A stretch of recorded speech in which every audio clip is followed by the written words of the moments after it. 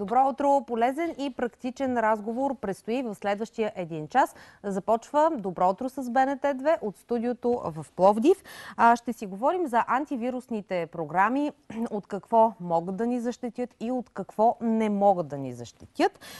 Нашите гости в студиото вече са тук, наши добри познайници, специалисти, разбира се, в областта. Илиян Андонов и Лъчезар Добрев. Здравейте! Добро утро! Здравейте! Призовавам и зрителите, които искат да задават своите въпроси, защото това са едни от най-гледаните предавания, могат да ни звънят на 02 814 21 11 или пък да ни пишат на нашата страница във Фейсбук Добро утро с БНТ2. Има ли неща, от които антивирусните програми не могат да ни защитят? Първо нека да уточним за зрителите какво е вирус. Да. Защото всеки си мисли, че вирус е нещо много страшно.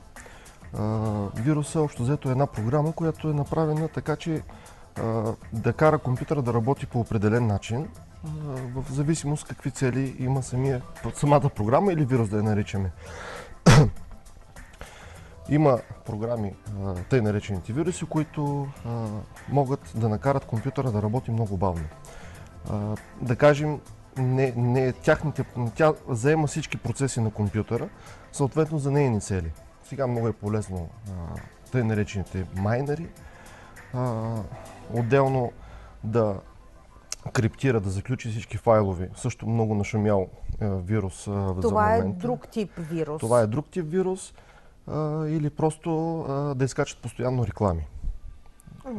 Това са най-често срещаните, където доста често наши клиенти, като дойдат, обикновено с това им са свързани софтуерните проблеми по компютрите и по лаптопите. Идеята е, че те не случайно компютърните вируси са кръстени, нали, така и на човешките, тъй като както може една настинка, нали, да направи човек да е по-ленив, нали, по същия начин компютърът става такъв, така и една примерно по-тежка инфекция или нещо подобно може да зарази целия компютър и оттам да загубим цялата си информация. Затова е важно хората да знаят, че не винаги, нали, това означава най-лошото, нали, компютъра ни вече за нищо не става или няма ни ги снимките, няма ни ги видеята, където си пазим. Важното е да се реагира на време. Сега като каза, че ги кръщават на човешките вируси. Не, то най-известният е троянския кон, нали, който още от едно време се използва. От гледна точка, нали, се дава това сравнение с историята, тъй като той, нали, прониква от така наречените задни вратички в компютъра. Това са обикновено дупки в операционната система или в самия софтуер, които е важно да отбележим, че доста често до сега беше прието, хората знаеха, нали, не обновявай операционната система, защото това може да ти навреди на компютъра, нали, може да го направи по-бавен сега, като се обновява, пък ти е по-стар компютъра, нали. Общо взето с модерните операционни системи в момента и с модерния софтуер, който хората ползват, абсолютно бихме казали, обновявайте операционните системи, защото заради липсата на такива апдейти, се наричат обновявания, може да проникне един такъв вирус. И дали ще е троянски кон, дали ще е, както колегата каза, криптовирус, това в момента е много нашумяло, особено преди време даже беше смисъл. Буквално на ден по няколко компютъра, лаптопи, десетки говорим с криптовирус. Това ще рече, че криптирането, т.е. той шифрова, заключва нашите файлове, нашата информация. И ги заключва с ключ, който не може да се... В смисъл, общо взето няма управя това нещо. Трябва да се изтрие всичко и да се инсталира ново, което означава, че много често да загубим снимки или ценни материали. Най-директният начин, но пък може би и най-сигурния. А може ли да има някакъв такъв тип програма в компютъра, който в един момент от полезна да се превърне в вредна? Той вирус като програма никога не е полезен. Той или изпълнява функциите, зададени му от неговия създател за някаква определена цел, защото погледнато реално той трябва да работи както му е зададено, за да може някой да извлече изгода от него. Широко е понятието, нали, много се тръби, самите вируси ги създават фирмите, които правят пък антивирусни програми, за да имат работа. Това не е така, със сигурност. За да бъдем достатъчно защитени, хубаво е да имаме сигурна антивирусна програма. Много от клиентите ни казват, да, има достатъчно безплатни програми, но погледнато реално, безплатната програма не може да ни даде най-пълната сигурност. Всяка безплатна програма, дали ще е за даден период или като цяло е безплатна, представена от самия производител, има и платен вариант. Ако потребителя вземе и почете малко какво предлага едната и другата, ще види голямата разлика между двете. Тя за това е безплатна, нали? Защото все пак, за да могат да си предлагат производителите техния софтуер, трябва да дават някакви доста по-големи предимства на платени. Идеята е, че по-скоро, както колегата каза, обратното смисъл, вирусите са направени от хора, които много често след това отидат да работят за антивирусните компании и компаниите за сигурност. И смисъл това е доказано във времето и наистина е така. Идеята е, че когато ние си вземем една платена антивирусна програма, тогава ние, смисъл, за да разпознае даден вирус, програмата, тя използва така наречените вирусни дефиниции. Тоест има определени неща, по които тя разбира, нали, че тази програма е вредна за нашия компютър. Този софтуер е зловреден. Затова, когато ние си платим за нея, ние разполагаме с доста по-голяма база от постоянно обновяващи се с най-актуалните вирусни дефиниции, което ще ни осигури максимално добра защита, но никога на 100%. В смисъл, няма нещо, което да е защитено на 100%. В този ред на мисли на въпроса ми платена или безплатна, по-скоро платена, защото ни осигурява по-голяма защита и по-голям набор от компоненти, които биха могли... Платената антивирусна програма, сме сигурни, че тя се апдейтва от правилното място. Всеки ден се сваля своите, както колегата каза, дефиниции, обновления за информация за новите вируси.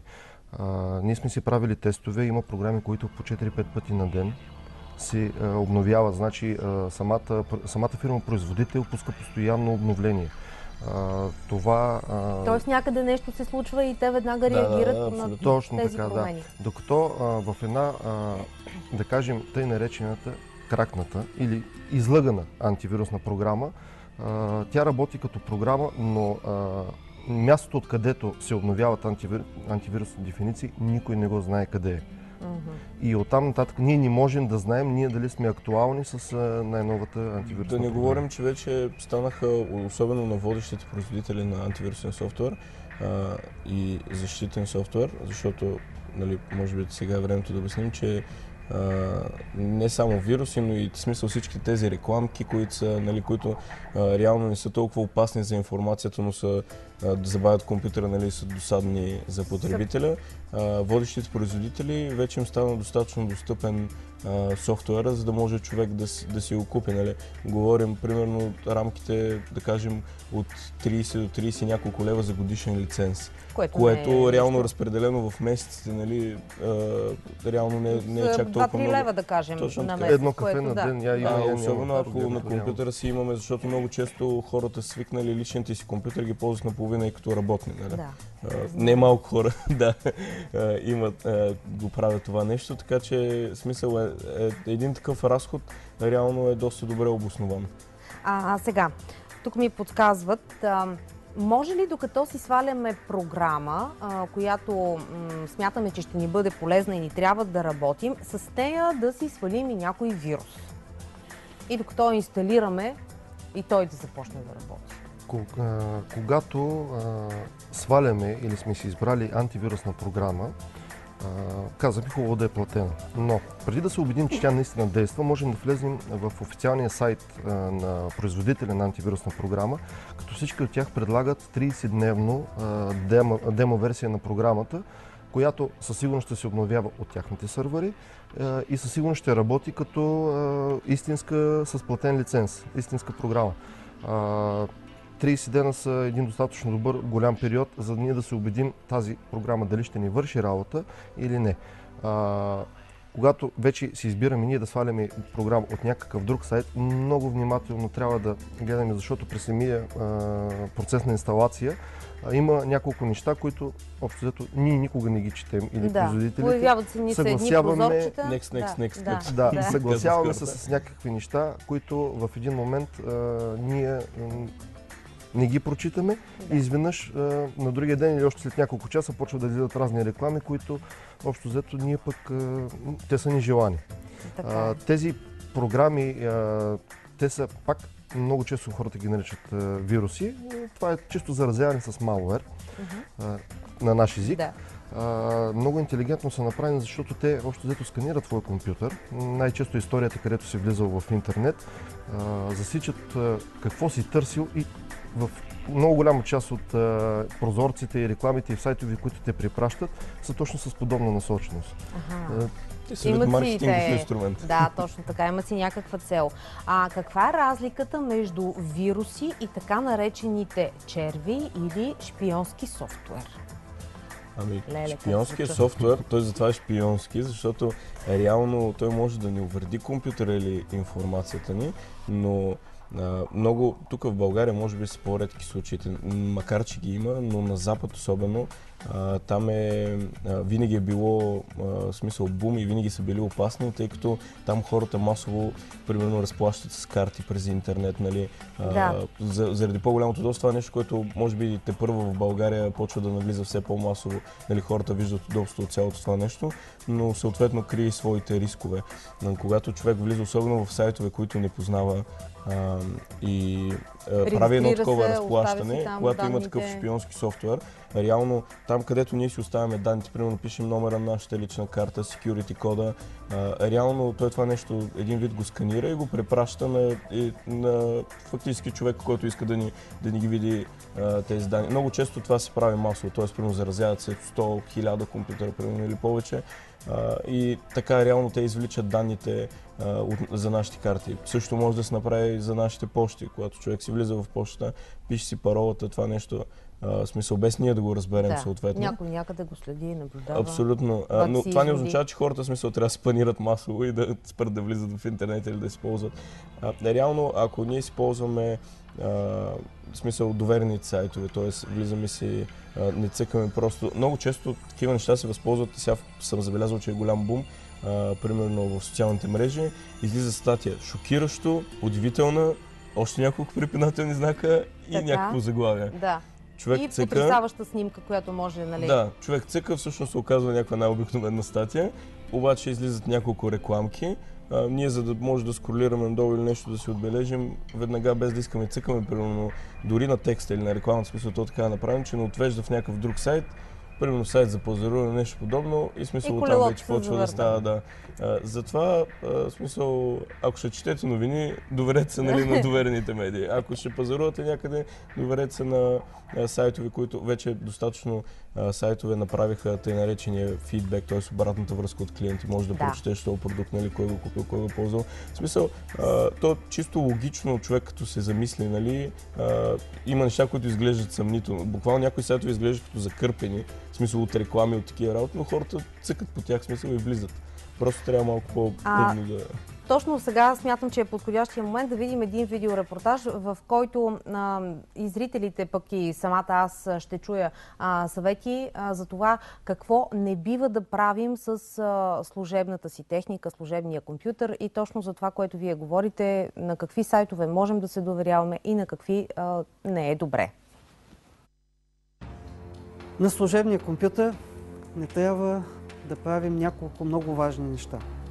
Едно от тях е, когато си проверяваме почтата и видим имейли от незнаен изпращач или имейли, които пък е от знаен изпращач, но видимо са нещо, което не ни е ясно какво е хубаво по възможност никога при никакви обстоятелства да не ги отваряме, а директно да ги изтриваме, въпреки че имаме, да кажем, много сигурна антивирусна програма, надявайки се, че тя е най-добрата на света.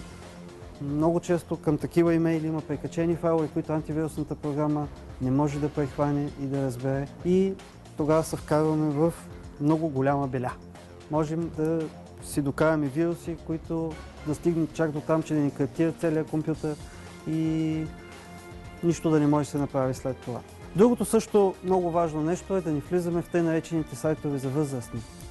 В тези сайтове много често на заден план стоят или тръгват да се инсталират неща, които ние не разбираме и после също можем да си докараме голям главобол. Като това са най-често там са програми, които не са вируси, затова пак антивирусната програма не ги прихваща, а са тъй наречените шпионски софтуер, който ни докарва в пък голямо забавяне много често на компютъра, могат да ни бъдат откраднати някакви лични данни.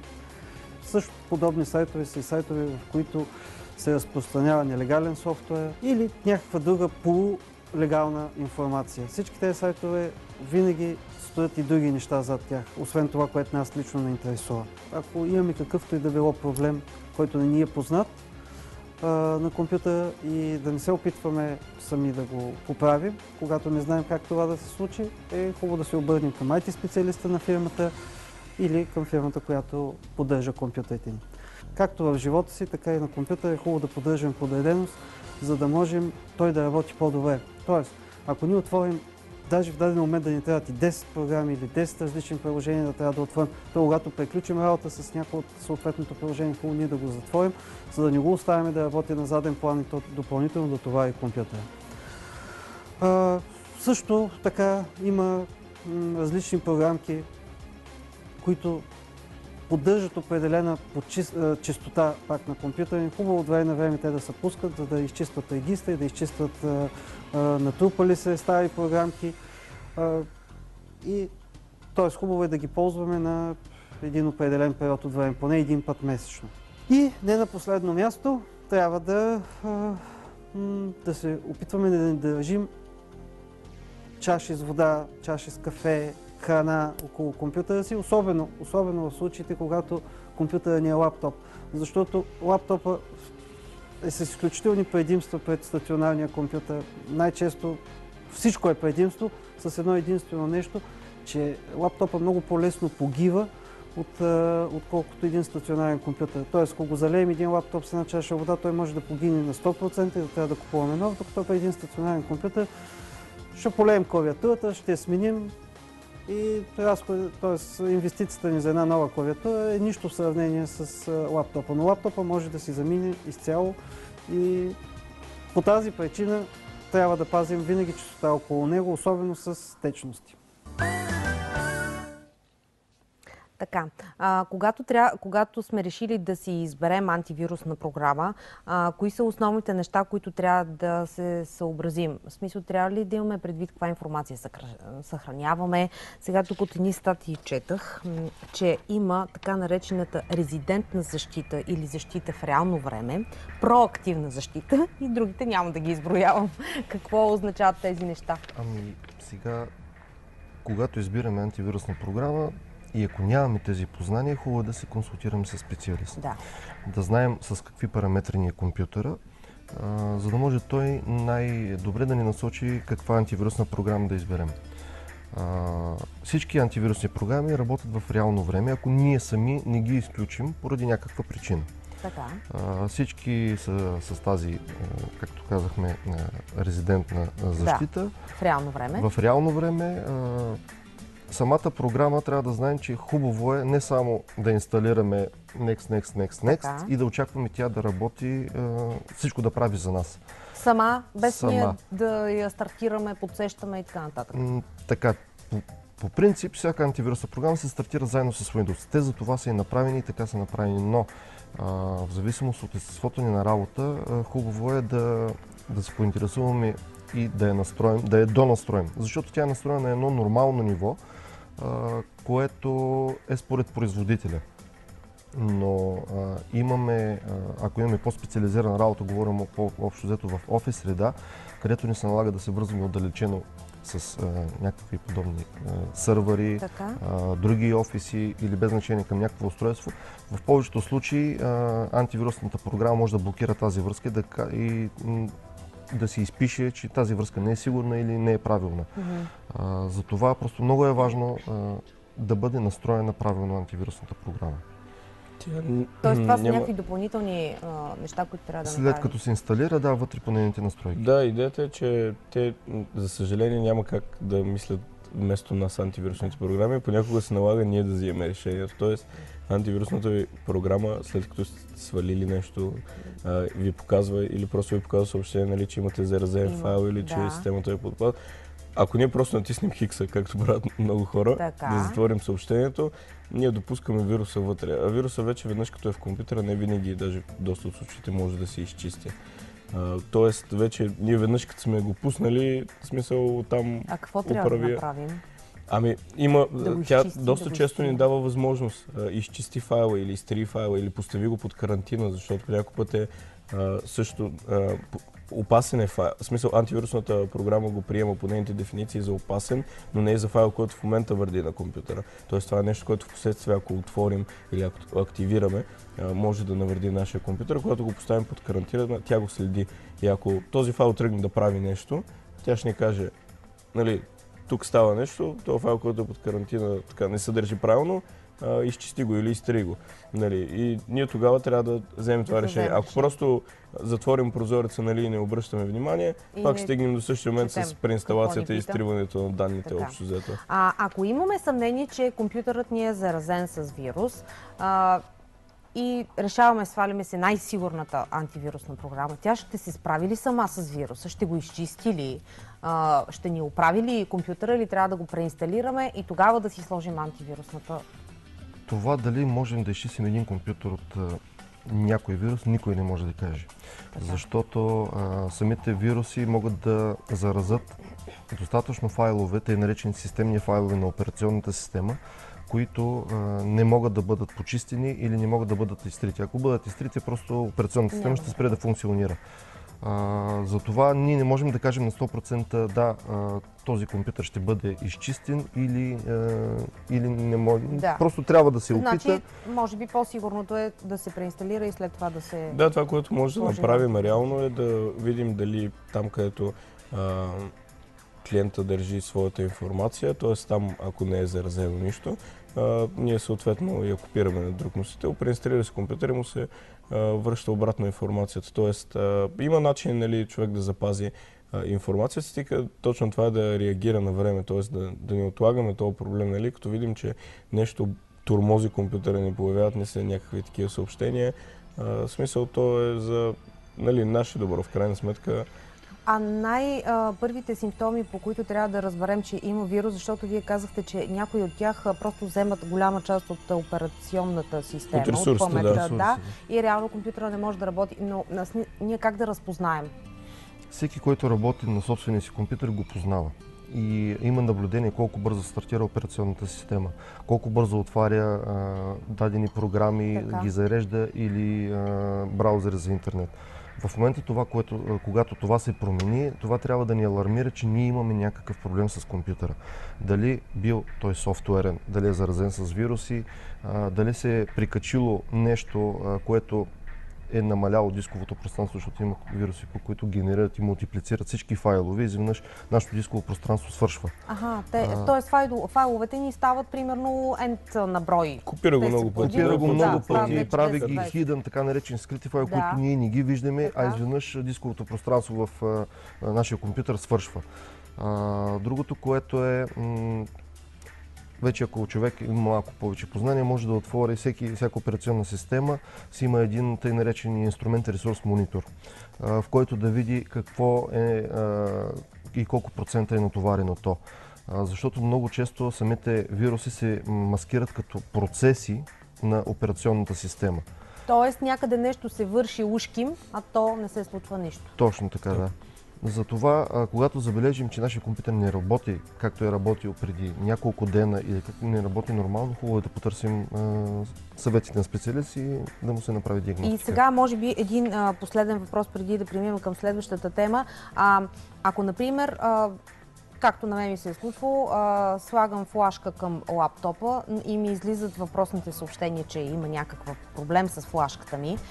Моята антивирусна програма може ли да ми изчисти това пространство в флаш паметта? Може, да.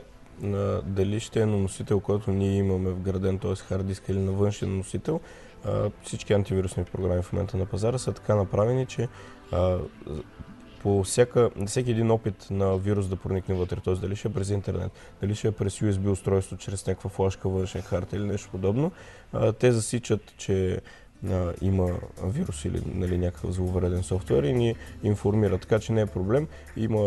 Всички антивирусни програми имат и опцията да се сканира външното устройство, т.е. флашката, примерно, за да се изчисти, нали, да се разбере всъщност дали е заразена. Така. Ако се появят някакви други въпроси, продължаваме естествено за антивирусните програми. Когато сме решили да си вземем компютър настолен или лаптоп, естествено най-добре, поне според мен, да отидем при специалист. Но как да преценим правилната за нас конфигурация? Кой е първият въпрос, на който трябва да си отговорим и оттам нататък вече да започне нашето търсене? Първо трябва ние да знаем какво искаме да правим с този компютър. Защото компютрите, тяхната стойност започва от много малко, имаме и 10-15 пъти по-скъпи компютри. Ако ние го използваме за обикновени нужди на домашен потребител, да си отваряме почтата, да разглеждаме сайтове, да слушаме музика и да отваряме социалните мрежи, тогава не ни трябва компютър, който да е с много мощни параметри. Ако обаче най-често в едно домакинство има дете, което то обича да играе на игри, съответно колкото по-голямо става детето, толкова игрите стават по-големи, изискат повече ресурси и съответно компютър, който трябва да закупим, е на по-голяма стойност. Той трябва да е по-мощен, с по-мощен процесор, с по-добра видеокарта, за да може да изпълни неговите желания да играе игри. Ако е вече в работна среда, пак зависи какви програми ще използваме. В един нормален офис всичко се върви някаква складова програма, счетоводна програма и повече се пишат документи. Да, редакторски файлове някакви. Да. Тогава също ни е необходим някакъв компютър, който да е много бърз, с много добри параметри. Но ако имаме по-тежки програми, ако обработваме снимки, ако обработваме видео, ако тъй наречените CAD-CAM програми, основно архитекти и дизайнерски студия, тогава вече наистина ни трябва по-специализиран компютър. С много по-добри параметри. С много по-добри параметри. И съответно, както има при компютрите, настолните компютри в бюджетен клас с нормални параметри, да не кажем слаби, нали? Имаме вече по-специализирани и по-силни компютри с по-добри параметри, както и при лаптопите. Сега предлагам да видим една чисто потребителска ситуация, която ние заснехме и съответно отговорите, които получи клиента, участник в нашето видео.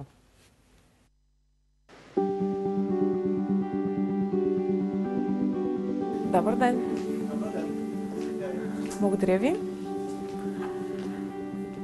Най-общо казано, търся си компютър, защото старият ми вече е извън параметри, това, което ми е нужно. Не съм решила дали да е настолен или да е лаптоп, така че разчитам на вас. Не съм специалист, абсолютен лаик по темата, но мога да ви кажа най-общо за какво използвам.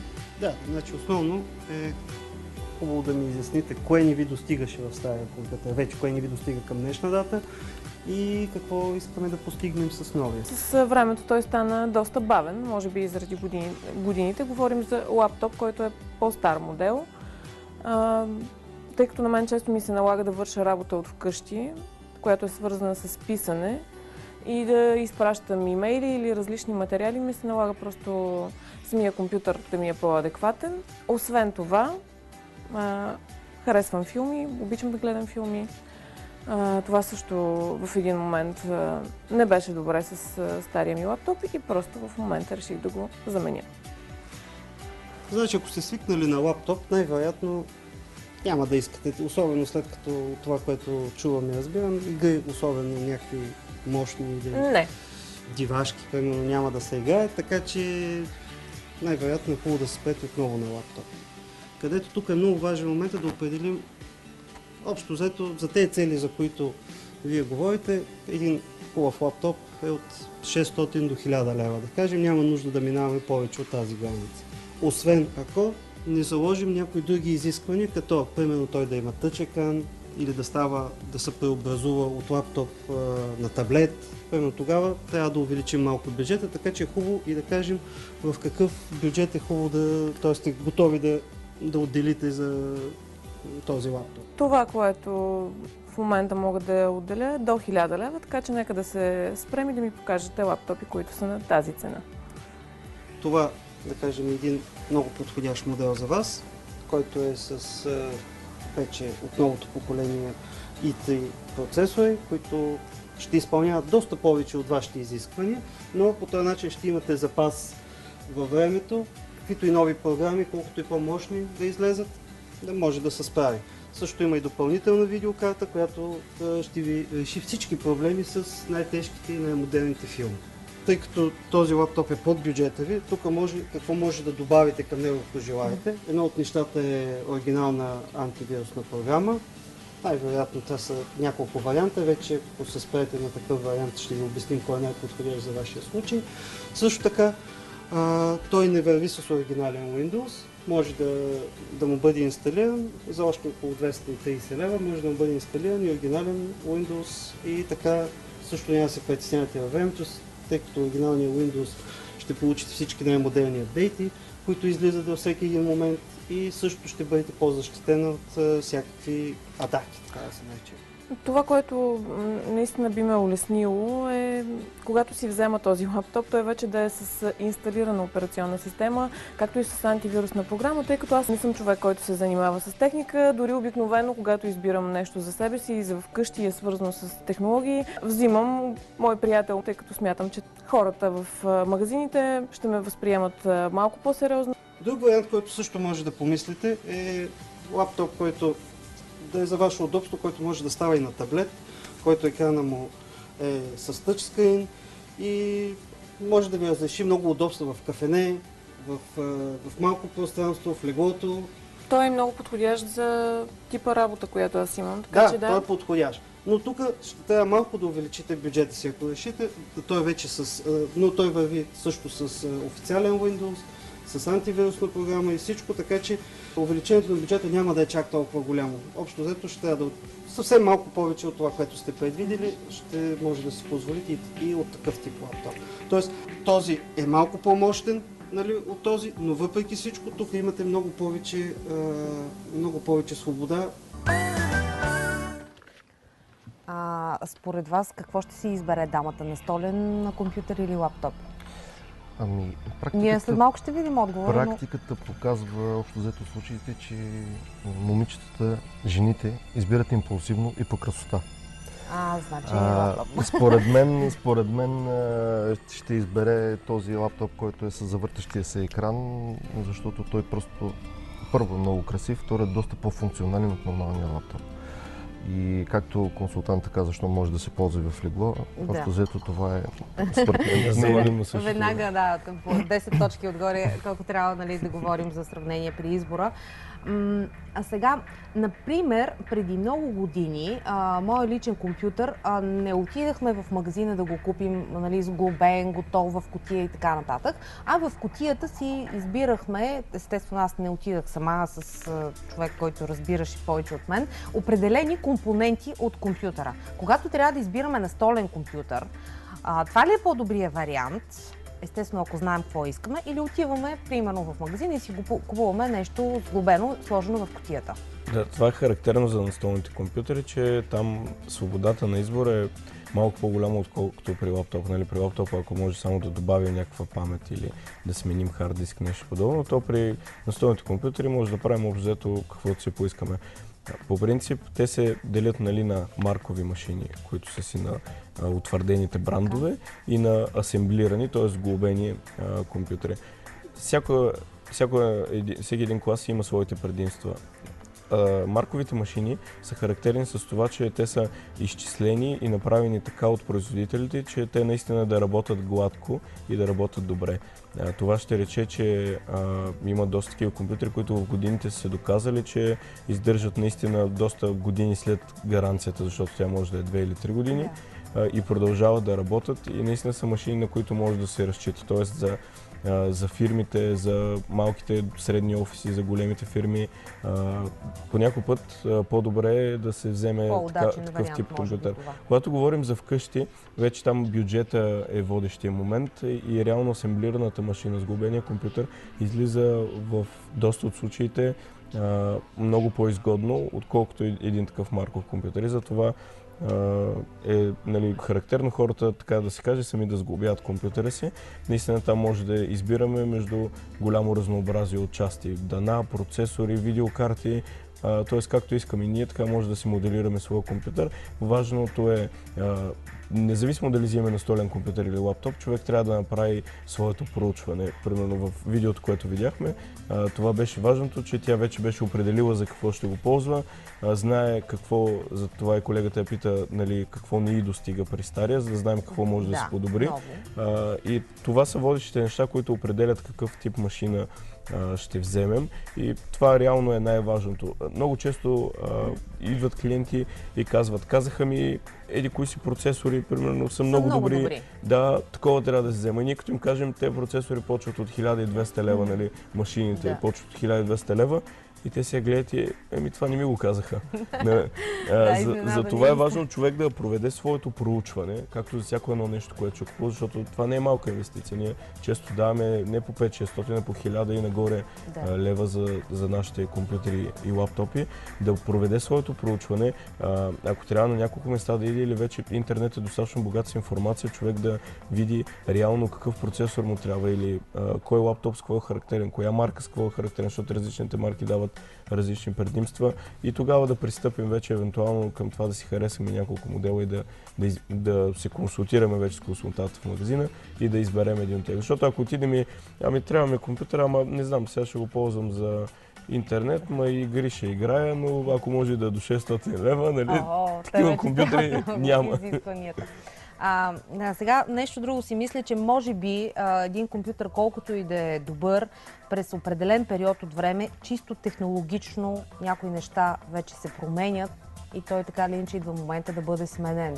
Има ли компютър, който, примерно, добавяйки разни външни устройства или пък някакви допълнителни памети, да го ползваме, например, 10 години?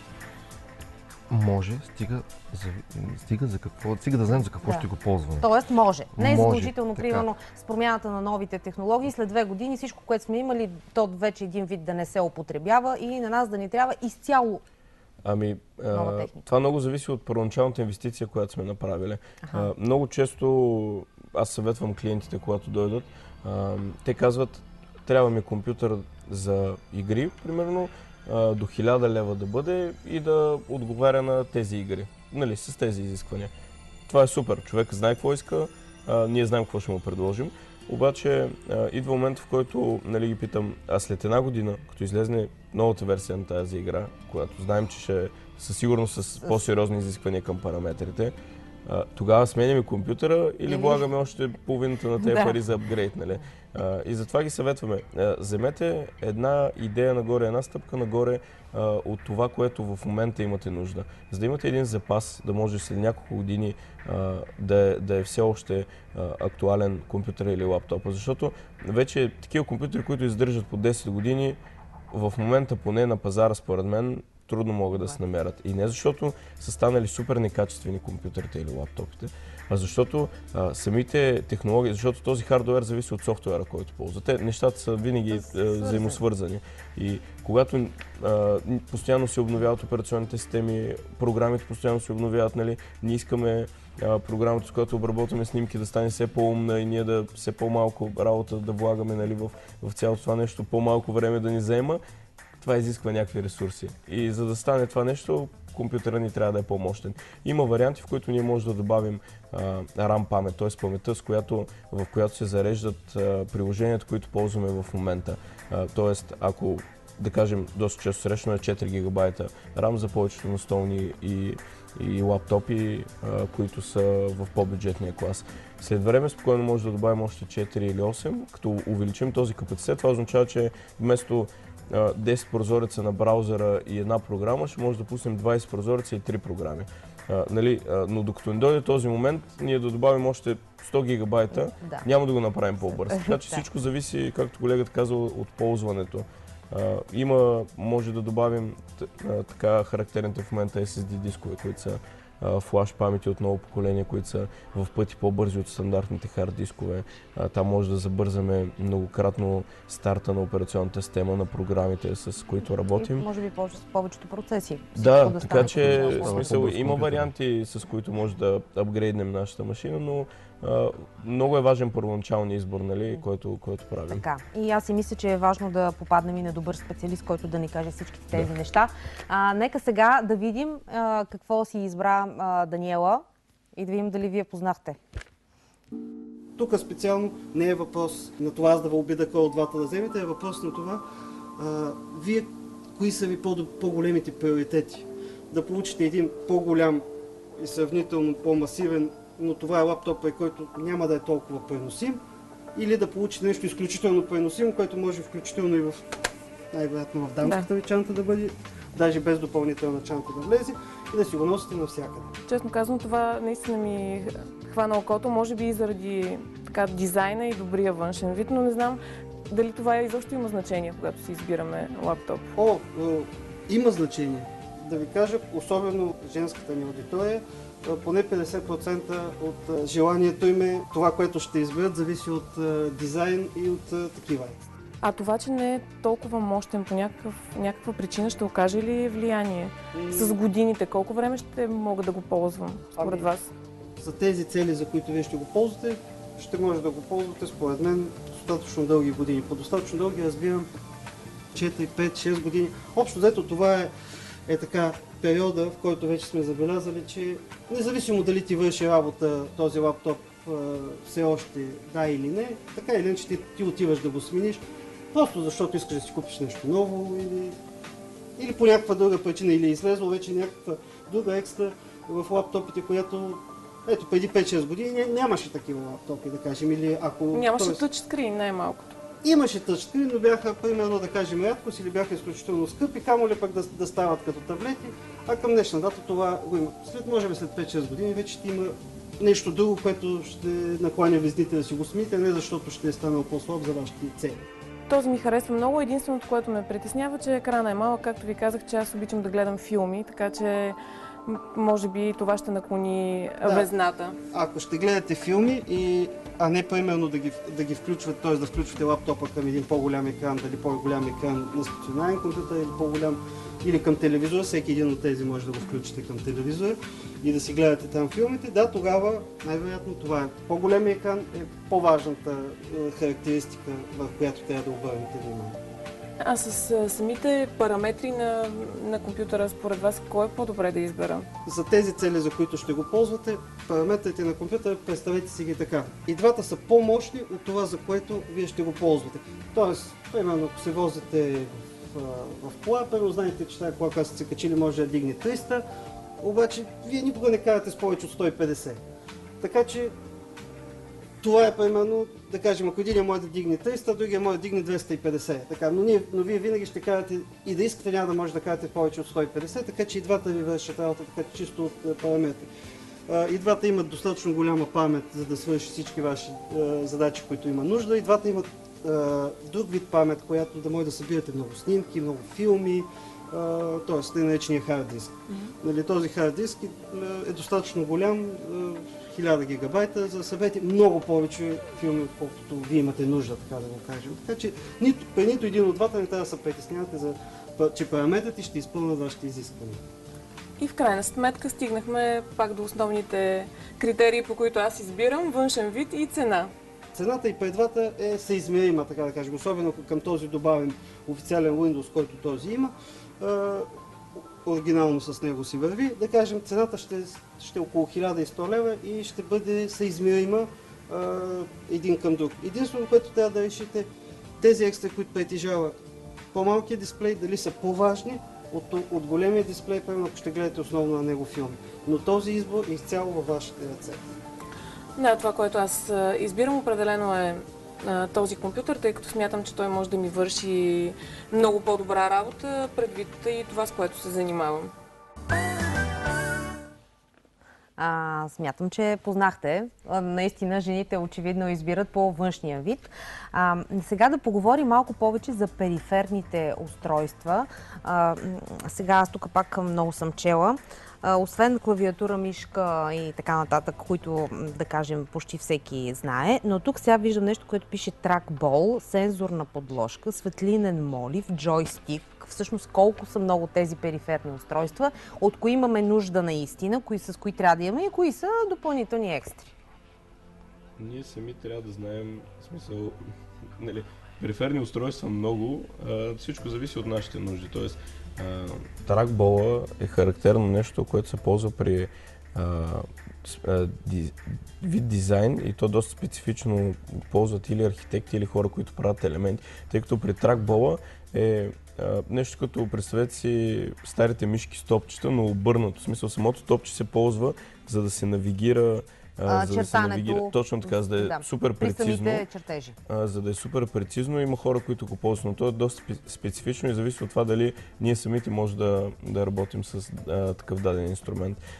Другите по-популярни периферни устройства, да кажем, ние тук сме донесли... Да, какво сте донесли вие? Това какво е? Тъй наречената Wi-Fi карта. Тоест, това е характерно за настолни компютри. Много често, когато си купуваме настолен компютър, ние го слагаме примерно в нашата стая, а рутера ни е в другата стая. Така. Съответно, за да пуснем интернет на компютъра, обикновено се дупчи стената, прекарва се кабел. Този начин всеки го знае. Но не навсякъде може да дупчим стени, нали, и да развалим естетиката на нашия дом. Затова хората са измислили Wi-Fi карти. Значи, почти всеки един рутер в момента, който човек може да притежава, има Wi-Fi. След като той има, това означава, че с поставянето на една такава карта на настолния компютър, това се поставя на дънната платка, т.е. това седи в задната част на компютъра и тази антенка приема сигнала. Да. И реално ние бежично приемаме сигнал от нашия рутер. Ние няма нужда да прекарваме дълги, нали, кабели, които да се виждат навсякъде. Има няколко вида по принцип такива карти. Те зависят до някъде от нашото дъно, от нашия компютър, от конфигурацията, така че във всеки един магазин, според мен, където се продават, има специалист, който да насочи хората какво представляват. Тази другата е всъщност другия вид такава карта. Това е през USB. В смисъл, прилича видимо на флашка. Слага се в USB порта на компютъра. Инсталира се така наречения драйвер. Това е малка програмка, която кара флашката да работи за каквото е предназначена. В случая с антенката пак се хваща сигнала и приемаме бежичен интернет на настолния си компютър. Това също е полезно и за лаптопи, които по-стари лаптопи, да кажем, имат проблем с Wi-Fi картите или са им по-слаби, да кажем. Тук антената е малко по-мощна. Това пак е за настолен компютър. И за настолен, и за лаптоп. Понеже е със стандартни USB. Тъй като е на USB на крайник, смисъл може да го ползваме доста лесно при нашите компютри. А самите рутери периферни устройства ли са или не? Те общо взето са, не можем да ги кажем периферни, те са необходимост вече. Да. Всеки вкъщи, който има интернет, има и рутер. Защото на нашите мобилни телефони, на таблетите, на компютрите, на лаптопите, всеки има нужда от интернет. Когато си взимаме рутер, трябва ли да знаем на колко мобилни устройства ще използваме въпросния сигнал? Важно е човек, като му прекарват интернет, нали, съответния доставчик. Доста често хората съм забелязал, че предлагат им някакъв рутер, обикновено доставчик, защото с тях е най-лесно да го свържат, да го пуснат. И те се съгласяват и взимат си рутер и после мисля в другата стая нямам обхват, нали, прекъсвам и така че е важно, особено като е нещо, нали, много хора вече, всички семейства имат телефони с Wi-Fi, започнахме да си купуваме телевизори с Wi-Fi, пак да не прекарваме кабели, да може директно да хващаме интернет от рутера. Нали, всичко става бежично, така че е важно как ще изберем своя рутер. Важно е човек да се консултира, тъй като при Wi-Fi сигнала, при разпространението му, значи няма рутер, който да е описано, този хваща в радиус, тъй като сигнал се разпространява радиално. Той хваща 100 метра, той хваща 10 метра. Няма такова устройство. Значи има устройства с примерно с една антена, с две антени, с повече от две антени, с 3-4, да кажем, които антени са на определени децибели, т.е. това е мощността, нали, на която работят. Така че има няколко ключови неща, които са от значение колко по-голям обхват може да постигнем. И ние на база на това може да съветваме нашите клиенти. Примерно идва човек, в магазина, казва, че му трябва за вкъщи, човека е 2 или 3 стаен апартамент, нали? Или трябва му само в едната стая, ако е някакво общежитие и нещо подобно.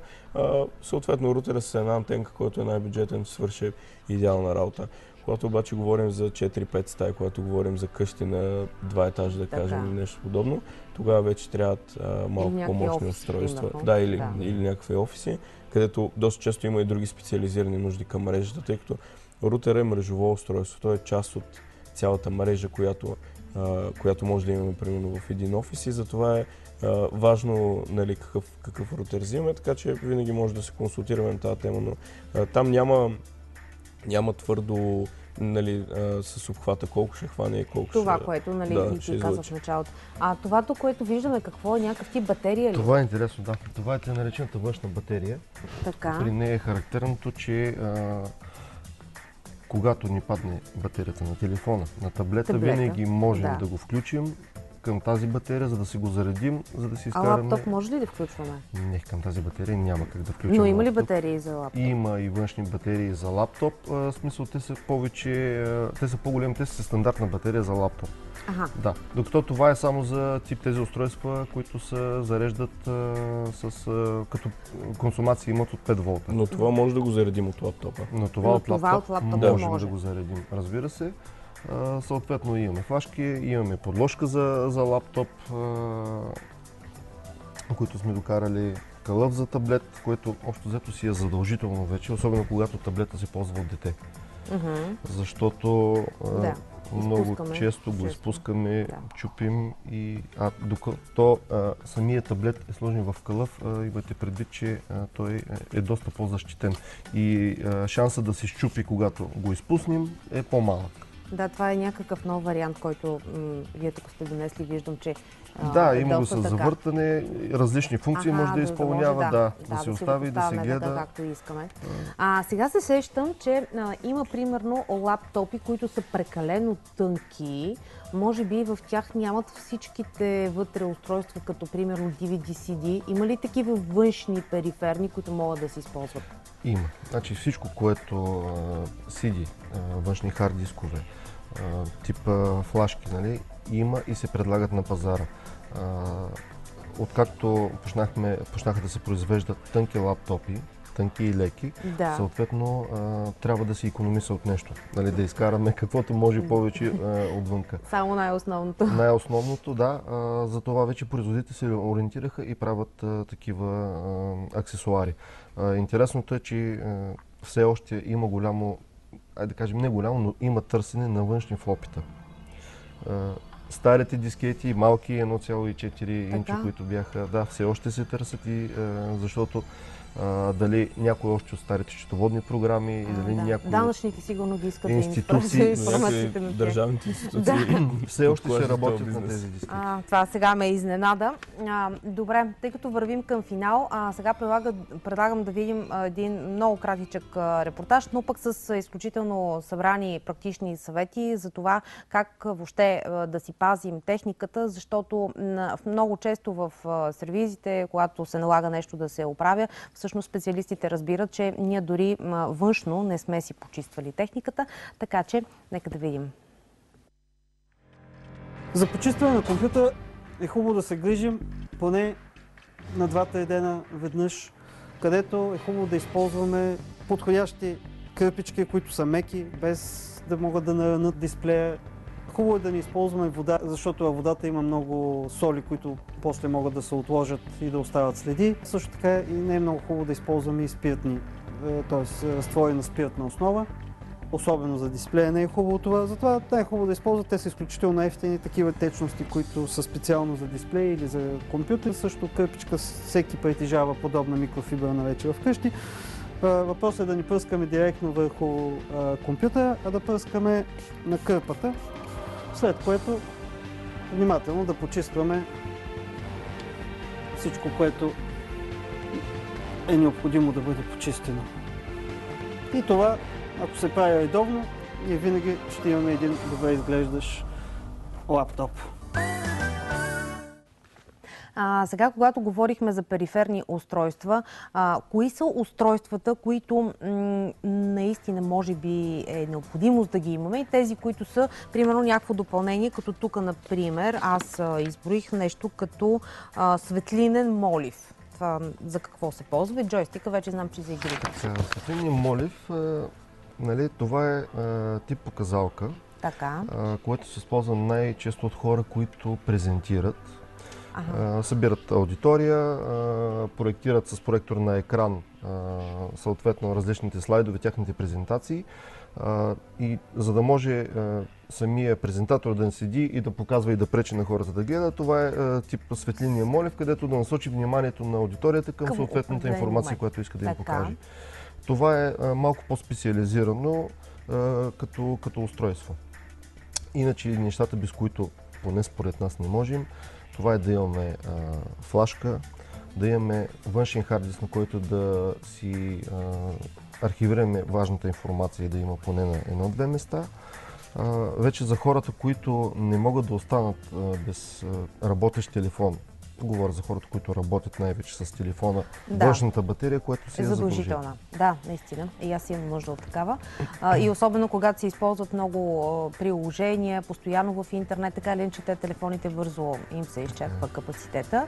И може би тази подложка пък за лаптопа ни е необходима, когато гледаме филми в нивото. Препоръчително е, особено, в смисъл, важно е да акцентираме отново, че лаптопа трябва редовно да се почиства, т.е. поне веднъж годишно да му се прави тази профилактика, да се почиства, да му сменят термоелементите. А оттам нататък тези подложки са препоръчителни, особено за ако сме взели лаптопа на детето ни, което знаем, че няколко часа поне ще играе игри на него, е силно препоръчително. Една такава подложка подобрява охлаждането. Аз виждам всъщност, че вътре в нея има нещо като вентилатор. Има вентилатор, който обдухва и помага на потока от въздух. Той усилва потока от въздух, който влиза в лаптопа и се помага за неговото охлаждане. Идеята е, че тя се захранва директно от USB-то на лаптопа. Даже така е направена, че реално вие не губите USB порта. Когато я включите, тя се захранва, от другия край имате женско USB, което също може да се ползва да сложите флашка или нещо подобно.